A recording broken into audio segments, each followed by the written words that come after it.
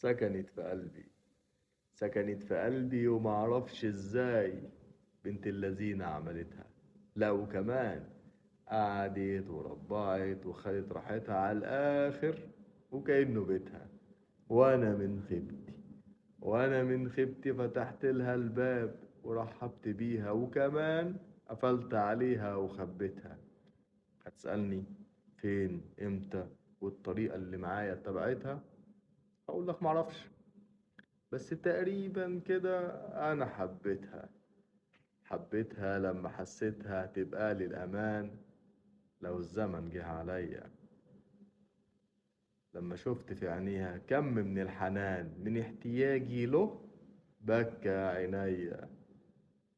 وحبيتها لما حسيتها ملاك مش انسان، بطهارته ونقائه وحفاظه عليك وبقائه معاك، وبطيبة قلب عمرها ما تخذلك مهما كان التمن.